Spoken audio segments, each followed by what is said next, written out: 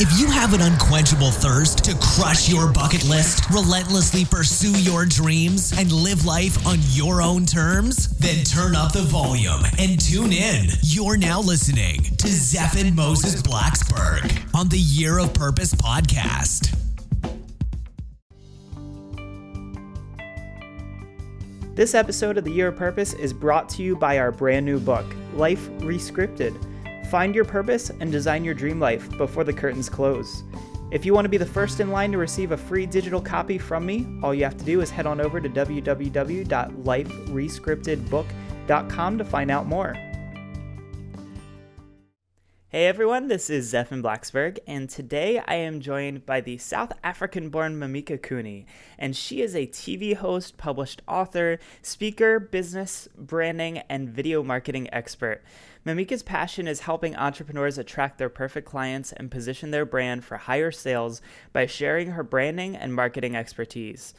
She has run 4 successful businesses in 3 different countries, and she's the host of MimikaTV, a web TV show that inspires entrepreneurs to build a brilliant business brand. She has been an award-winning photographer for 12 years in 2 countries, has authored 2 books, and is a public speaker, and has experience as a live television broadcaster.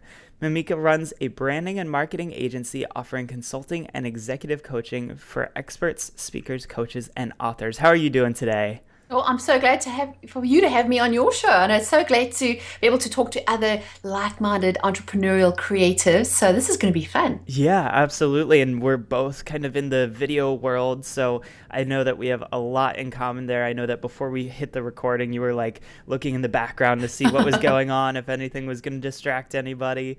So I'm always a fan of people who are like concerned with what's going on in the picture, because I've had people before where we jump on the show, and for everyone tuning in, we do this both video and audio. So if you ever wanted to watch us, you can actually go to our YouTube channel. But they've had stuff in the background going on, and Don't you love the fan that sticks out the fan, or head? like the dog sitting in the windowsill, or so there's always something. But thank you so much for being here today. And wow, so 12 years, a winning photographer in 2 different countries. There's got to be some sort of story behind how you got started in all of this. You told me that you've had an interesting adventure so far, so I'm curious to hear, how did you even get into the whole world of entrepreneurship and running a business for yourself? Well, definitely. I mean, where do we start, right? Well, as you can tell, I'm not from around these parts. I'm South African. I grew up in South Africa, actually under apartheid. So it was very interesting from a cultural perspective looking at things. Now, my dad, who's Greek, he's been a serial entrepreneur my whole life. I remember as young as 4, sitting in the office. We always had the office at home, answering the phone, Mika Construction, good day, because he named the company after me. So for me, I just grew up with business, always knowing, the entrepreneurial highs and the entrepreneurial lows, the feasts, the famines. And one thing I certainly learned from my dad is no matter what the circumstances, politically, business, economically, you just keep going. You just keep plowing along. And us South Africans are kind of stubborn that way. And, having grown up in a country where the rest of the world forgot about us. We couldn't do import export. If there wasn't, you couldn't just hop to the store and buy anything that was available or have Amazon deliver. There was no such thing as home deliveries. You needed to make things. You needed to create something out of nothing. And I think that sort of ethos has followed me through my whole life, where my husband and I, who's also South African, we met and married in South Africa, had my first child in South Africa. And we started a web design company back in when the internet first came out. This was like 96, 97. And I remember thinking, wow, this is going to change the world. At the time, I actually was working in a TV production company, on-air promotions for our local TV station. And I just fell in love with the whole medium of media, TV, visuals. And for me, I've always been an artist at heart, loving painting and drawing and sketching and dancing. So for me, that kind of like environment really interests me. So when the internet came around and I saw this as a great opportunity to be able to create something. So I decided then I would create my own web design company. So for a couple of years, my husband and I worked together on that. And then we had the opportunity to move from South Africa to England to take his business on a wider scale. Because the thing is, growing up in South Africa under those circumstances, the rest of the world didn't think we had anything to offer. And we felt to be able to compete on a more global scale, we had to be either based in the US or somewhere in Europe. And luckily enough, we have European heritage. So we were able to go to England and we lived there for 6 years and we reestablished his business. And then that's when I also fell in love with photography. And when you're doing something out of a passion and you could just do it for free, it's kind of hard to charge for it and make a business out of it. But I think coming from a business background really helped me think, okay, I really want to become a photographer full time. I really want to be able to do this as my passion and as my career. And there's certain things I knew I had to do in order to establish and create a career. And then I started that. So that was we had about 4 years. And then we had the opportunity again to move my husband's internet business to the USA. And having learned a ton of mistakes and learned a lot of lessons along the way, I then came to the US, rebranded, started all over again, and started my photography business. And that was about 9 years ago. Very So nice. so fast forward there, 9 years, we're here in Charlotte, North Carolina. We now have a third child. I forgot to mention my second child was born in England. So I have a South African, a British, and an American child. I don't know, Nice. totally colorful. And even since the 9 years we've lived here, I've pivoted, learned to readjust, and change my business model where now I teach other people entrepreneurship, business, and branding. And everything's come full circle. So that's where we are now.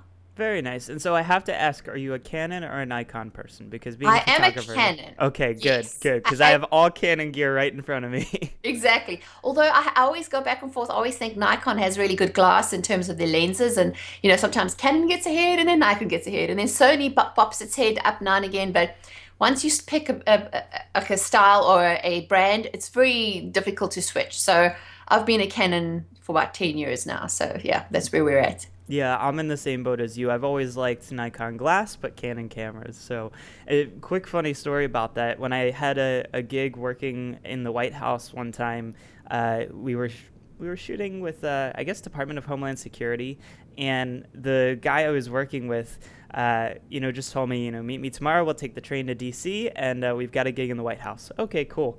And we get there, and he pulls out all of his gear, and he hands me this big Nikon camera, and I've been using Canon for like 10 years now, and I'm like, I don't know how this works. And you probably know this, that Nikon cameras, a lot of their lenses focus the opposite direction. Yes, it's like So having being left-handed. It's like, oh my gosh, I've got to learn everything backwards now. exactly. And so I had to learn quick because it's like, look, you're in the White House. Like, you need to make this work. You don't have a choice. And I'm sure that you've seen a lot of that in just your business and in life of, you're handed this thing very quickly and you've got to learn and figure out what to do with it. And much like you said with how it was in South Africa, you have to make something out of nothing. And so I'm curious to hear maybe a little bit more about just where your creativity has come from in that and what it's like to really make something from nothing. I know that some of our listeners are, curious to make a business and have no idea what to do because they just, they work a job. Maybe they're sitting on a computer all day or, filing paperwork or whatever, but it has nothing to do with, a profitable business. So how do you just start with nothing and figure out where to go from there? Definitely. Well, those are some very good questions and somewhere that I've been several times before. And for me, it's like when you're in a day job and that you can't stand and you're doing something that takes the life out of you, you have to be motivated to get up in the morning and have that passion. Because when you feel passion with perseverance and that can-do attitude, you can really do a lot. So my first steps of advice was, say you're sitting in the cubicle, you really want to quit the day job, but you kind of don't know what you want to do, but there's something. There's usually some signs along the way. I call them like little pebbles along the beach. Life is a journey along a beach, and sometimes we find pebbles that are either can be negative, and we can pick them up and make them hold us down, or we can use those to help other people. So if you've experienced something, for instance, an example, one of the clients that I've worked with, she was also working a day job in corporate America, was really unhappy with the hours, hated having to put her children in daycare, didn't want to have to be doing that all the time and commuting. And she'd gone through a very nasty divorce. And what she'd realized, she'd learned a lot of things about, positive mindset and working through that. And now she's repositioned herself to be able to coach other women who are going through a divorce. So sometimes it's not necessarily something that you go to school for. It's something that presents itself along the way that you find either a passion for or you find, and it's usually something that you feel like you could just do for free, that you just enjoy doing it. And then it doesn't feel like work. And then once you have a good idea of what it is that you can offer, obviously your services and your skills play a good in the equation. You've got to figure that out. First step you need to do is start to look at the market. Like if this is your business idea, say you want to become a coach and you don't really know where to start. You need to start researching and think, what are other coaches doing? What is the business model? Is this the kind of business model I want? Because here's another thing, just throwing yourself into designing a business based on somebody else is a very bad idea. Like, and I've done this myself with my own photography business. I thought, well, I love photography and I really want to do this as a full-time job. So what do other photographers do? Oh, they shoot weddings, right? So let me go shoot weddings. So as it was the first step, that probably was the worst thing to do because worse than the best thing, because it taught me how to think on my feet. I had to learn lighting very quickly, but you were in pressure situation that I knew I had to get the shot. I couldn't miss the shot. But at the same time, trying to base my business model on somebody else's was very bad, because for me, I eventually realized after 3 years of being a wedding photographer that I was hitting burnout. I didn't like being away on weekends. I was missing out my kids. They were like 2 and 4. They were still little. I was spending the whole week editing images until like 1, 2 in the morning. I hadn't designed my business around my lifestyle, and I ended up finding my business was running me. So a lot of the time we need to think about, what is the kind of lifestyle we want? What are the hours we want to work? How do we want our business to fit into our life? So if you don't want to be commuting all the time, you want to find a business model that maybe helps you be able to work from home, coaching, consulting. You could do things. Technology now is awesome. We've got technology at our fingertips that make things so easy for you to start your own business, and just creating those connections. So once you have a spark of an idea, it's to start to look at it and then start to look at yourself. What do you have to offer the world that you can monetize? And I think you actually brought up one of the big principles that I learned just in photography. And I was very fortunate that I think I was one of the last generations to be able to do darkroom photography and actually learn what it was like. Me too, 2003, just before digital came out. Exactly. Exactly. Totally different mindset. So I'm guessing I was probably in middle school at the time, but I took darkroom photography, and it's very interesting to learn that style because there's so much more effort that goes into each picture. And you can only take 24 or so pictures, and if you messed up and left a lens cap on, you're in trouble.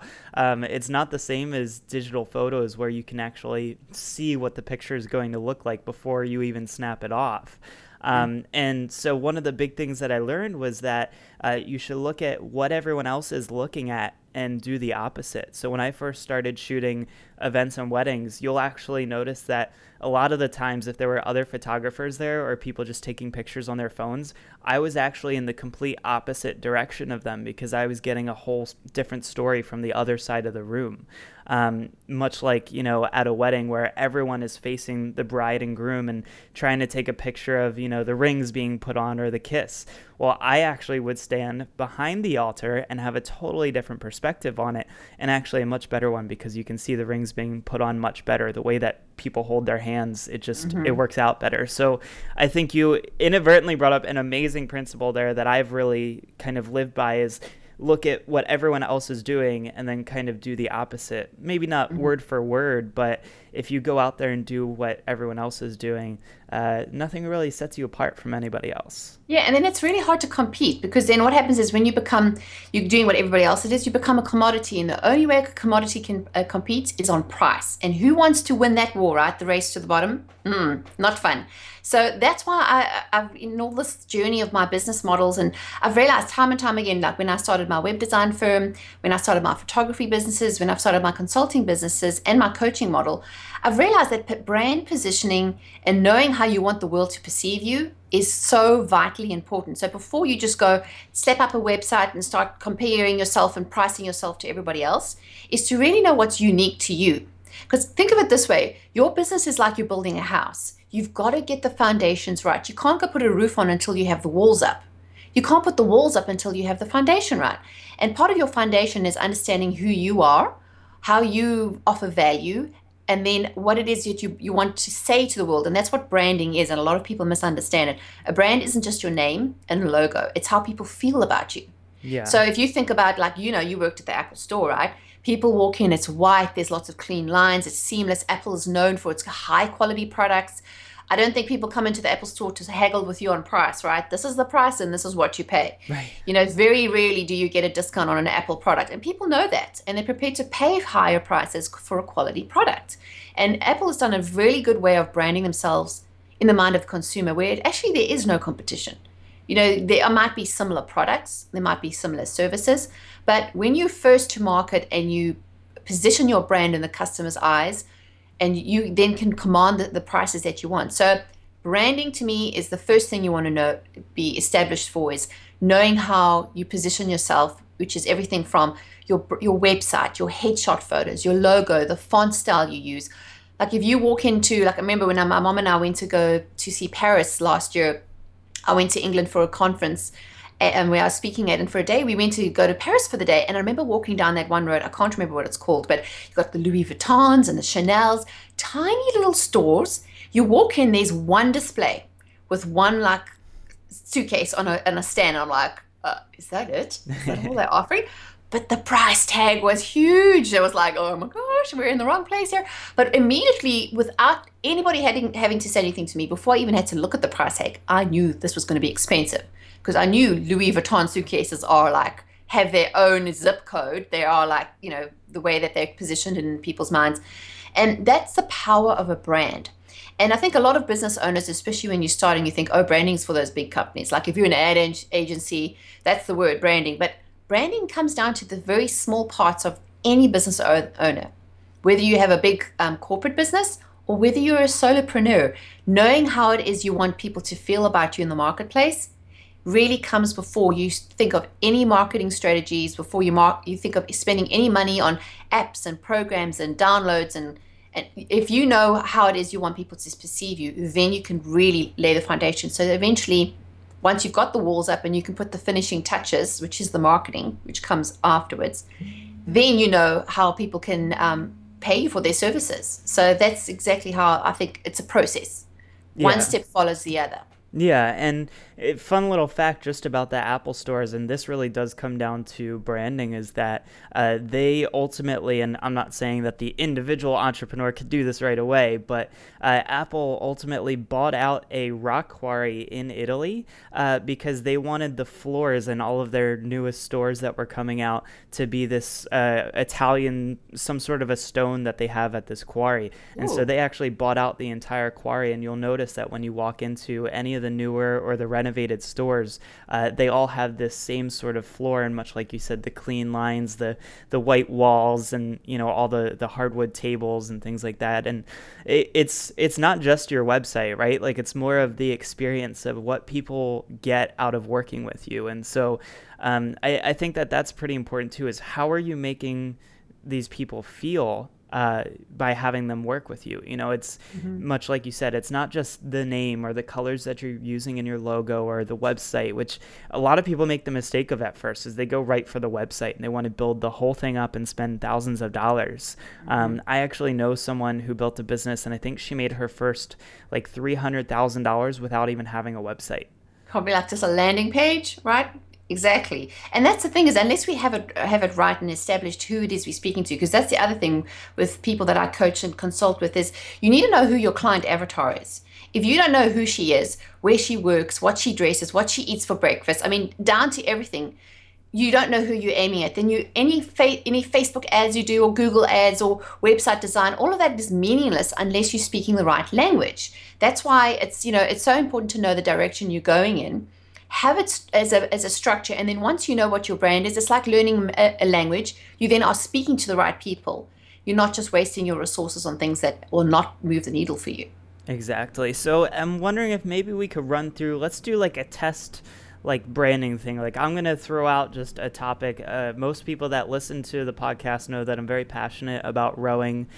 So I row on a rowing club downtown on the water 3 times a week.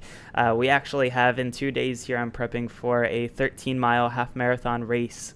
And so let's say I'm really passionate about rowing, but I'm never going to become an Olympian. I wasn't a collegiate athlete, so that time is already passed for me.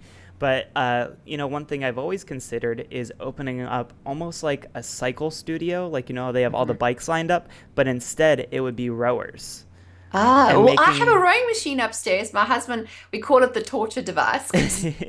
Tell you work every muscle, your back, your arms, your legs when you do that. If the weather's bad outside and he can't go for a cycle because he loves to do mountain biking, he'll hop on the torture device, the rowing machine, because then he can get the distance he wants to get into. But of course, I mean, if we are saying, are you wanting to kind of sell the services of somebody to come in and use the studio, right? Yeah, so let's say, and I want to make sure they don't see it as a torture device. I want to make them see it as something that can be fun, that can be a different way to get into shape, and it could be something good to start your morning off with, one of those classes. Definitely. So the first thing is that we were putting this business model together is we would sit down and talk about who is your audience. Is your audience the the male entrepreneur who works and maybe he works in corporate America and he goes and sits at his desk all day. So we definitely want to appeal to help you feel more fit, even though you might not feel productive during the day. Or is it that the mom with kids at home and she just wants to get away for a break?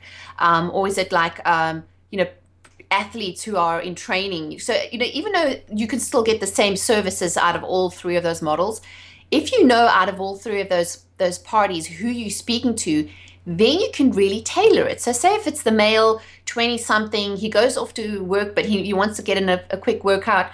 The nice thing about rowing is you can almost halve your efforts in other words, if you go for a 30-minute ride, you could probably do a 15-minute row because you're getting so much cardio quickly. Yeah. So you want to make sure that however you position it and you market you're appealing to that, like we'll help you save time, but you get you fit in a fun way. Now, one thing I've realized with the rowing machine is if you're looking at the numbers of how much time you have left to row, you feel like you're in so much pain. But by distracting yourself, you would have my husband will put the computer up with Netflix on. So you could provide when somebody walks in, it's really airy, it's got a nice, clean, modern look. And just like where you go to the gym with the bicycle, you would have the rowing machines maybe facing a huge, big TV screen where they can watch something. So either it's a movie or you could have different channels on and people can watch and they can plug their earphones in. That way they're taking their minds off the pain they're in while they're getting exercise. Or you could have like an audio thing where they can listen to audiobooks while they're chugging away. And then you could have the facilities like if you're knowing that your guy is going to go straight to the office, you need to have shower facilities. So enable him to change and then provide that area where maybe there's a smoothie bar so he can grab a smoothie as breakfast on the commute to the office. So again, you're touching all the points that you know that your ideal client needs, and you can then provide your branding. Now let's flip it a bit. If you were aiming for the mom who has kids at school, she's not going to come in at 6 o'clock. She's probably going to come in maybe 8 or 9 o'clock once the kids are in school. She's going to want more of a girly feel. She might even want to have more of a, instead of having lined up, she might even want to have them all facing in a circular position. So she feels like, hi, she's chatting away. Maybe not watching sports is good for her, but, having a conversation or having, something more girly. So again, even the layout of the store needs to be thought out carefully. So the experience, the brand is the user experience, is how she's going to feel or he's going to feel about you. So then if he then recommends your studio to someone else, they know exactly what to expect because your brand is promising A, B, and C. And then when people come to your website, to your store, they then know that this is what's going to be delivered because this is your brand promise. So that's how it all works together. So we literally just built a business off of something that I just happen to do 3 times a week. I mean, right there on the spot. And I think it's really funny that you bring up like having some entertainment or some form of, something to get their mind off of it. Because my original thought was, if you think about what Disney does with a lot of their rides, they have these 4D interactive, you can smell it, you can taste it, you can see it. So my thinking was, I'm a videographer. I know a lot of guys that fly these drones out there. What if we were able to fly a drone and film footage of what it might look like from the perspective of a boat going through the water? And so you see yourself, whether it's on this race course or on this lake or whatever, you see yourself moving through the water, because that for me is really what makes the experience. And that's oftentimes why I go down to the rowing club when it's sunset, because I get to watch this amazing sky transform from just plain blue and a couple of clouds to this orange, pink, purple, crazy. It's just like an art piece, Exactly. Well, what it is, it's gamifying your business. And that's a term I've heard a lot lately, especially in the growth hacking world, is they talk about how do you create a better user experience. So like when you go to you watch a movie, like you could watch a movie on Netflix, but watching it on your TV compared to watching it in the movie theater is a totally different experience. So there you go. So if you are your ideal client, you want to give them that experience. And guys, especially, I have a son, so I know this. He's addicted to gaming and all that. If you can pull him into that feeling where he feels like he's rowing and have a bit of an element of competition, this is the difference between the male and the female psyche, you see. The males you can appeal to offering them like a kind of game of where they're rowing, and the faster they go, then whoever wins either speed or achievements. You can even have little trophy things on the wall. I know they sound cheesy. People will do anything for t-shirts. You could have like a t-shirt, a member of the month, all these little elements of making it feel more like a community than just going to go work out and, get your sweat on and be in pain. So again, that's the whole brand feel from the beginning to the end is the experience that you're going to design for your clients. Yeah, and so I really like this whole concept. Honestly, I might go off and start it. But exactly. Well, you'll have to give me credit, darling. Well, of course. I'm going to need somebody to help me figure out what colors the building's going to look like. Because, look, you've got a red shirt. I've got a red shirt. You have a blue wall in the back. I have a blue wall in the back. Clearly, we know our stuff. So I guess this is what's probably on some of the people's minds right now is, okay, so like I have a passion. You gave me a clear example of how I could take this and run with it and build a business out of it. But two things come to mind, money and clients. So we've got this branding down. Is it one of those things where it's like, if you build it, they'll show up? Or is it, now we've got to figure out how to get that message out to the masses? And how can we find money to get something like that started? Because obviously, I can't go out and buy 20 $1,000 rowers tomorrow morning. But, people out there do this all the time. They create businesses from nothing.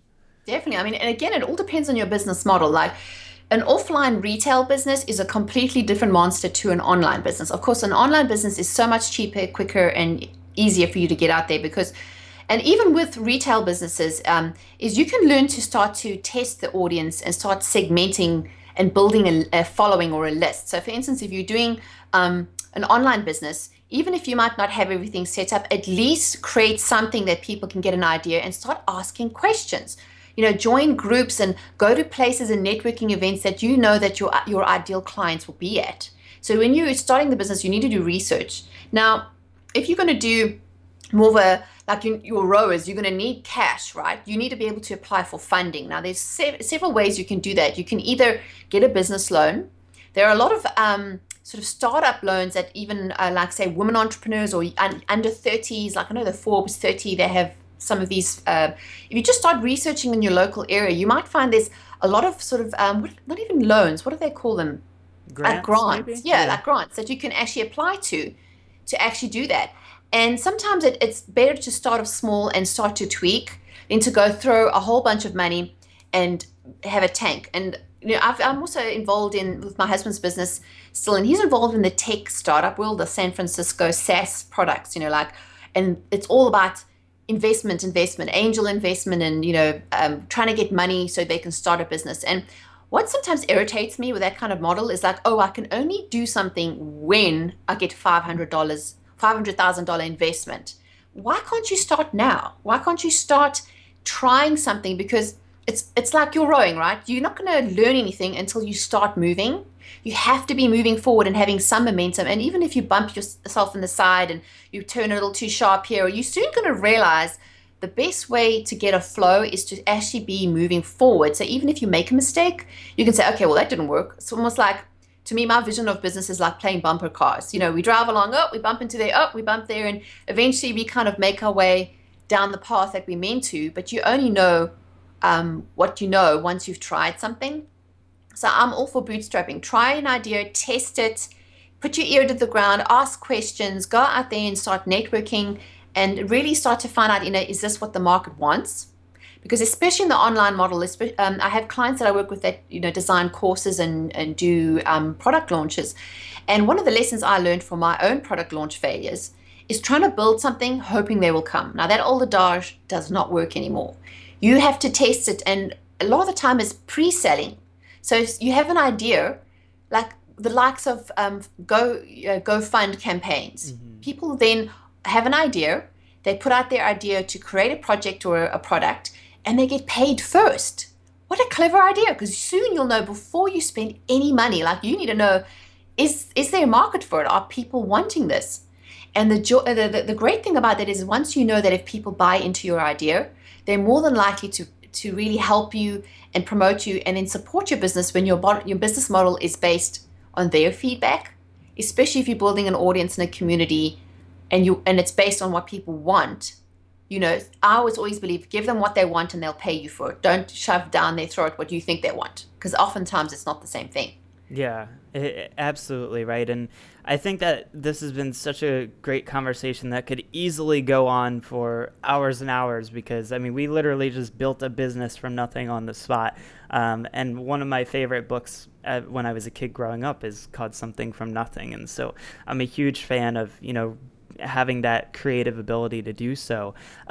Just curious, for everybody listening in, if they want to learn more about you and your branding and marketing services, or even just want to follow some of your videos online, because I know that you have your own web TV show, what's the best place for people to find that?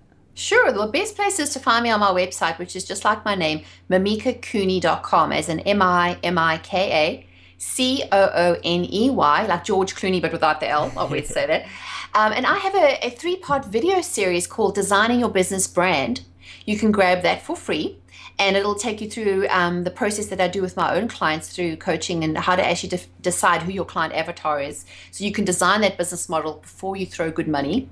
And I also I have a free Facebook group. It's a closed group, but if you apply, I'll check you out, make sure that you're legit. And that is called Brand Story Marketing. If you just go /groups and then look for Brand Story Marketing, we have almost 1,400 members in there, super engaged, super supportive, helping people figure out their brand, helping you tell your story, and then helping you with marketing to get your message out there. And then I have signature courses like confidentvideo.com is one of my recent products that we're launching. If you want to learn how to use video marketing better, and you can get also another free video series there at confidentvideo.com. And then I have my brand story marketing coaching course, which is once a year in the beginning of the year. But yeah, the first place to go, my website, MimikaCooney.com, and connect with me there.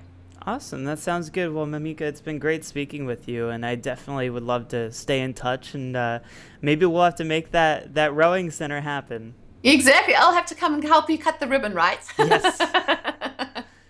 Alrighty. Well, thanks for being here, and I'll talk to you soon. Take care.